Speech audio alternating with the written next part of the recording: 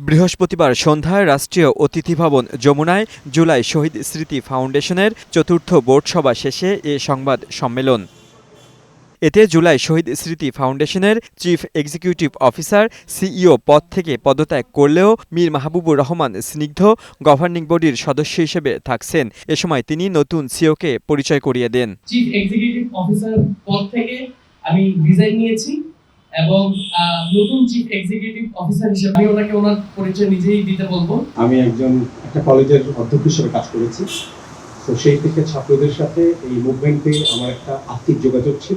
এছাড়াও জুলাই অভ্যুত্থানে শহীদ পরিবারের জন্য ফ্ল্যাট নির্মাণ, ব্যাংক ঋণ মওকুফ ও ফ্রি চিকিৎসার সিদ্ধান্ত হয়েছে বলেও জানান তিনি। জুলাই আগস্টে সংগঠিত ছাত্র জনতার আন্দোলনে আহত বা বন্ধুত্ব বরণকারী ব্যক্তিগণের ওষুধপত্র সহ প্রয়োজনীয় চিকিৎসা সেবা প্রদান, কর্মসংস্থান, আর্থিক ও মানবিক সহায়তা প্রদান।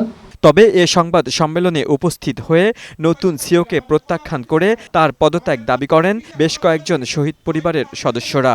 সিইওর সাথে শহীদ ফ্যামিলির বা ওনার শহীদ ফ্যামিলির কোনো সম্পর্ক নাই, তাহলে ওনার যদি কোনো আবেগ না থাকে, ওনার যদি শহীদ পরিবারদের প্রতি কোনো দরদ না থাকে, তাহলে ওনার কাছে আমরা কি যা বলবো। জুলাই শহীদ স্মৃতি ফাউন্ডেশনে যারা অনুদান করবে তাদের ভ্যাট ট্যাক্স মওকুফ করা হবে বলে ঘোষণা করা হয়। লিওন মীর, বৈশাখী সংবাদ, ঢাকা।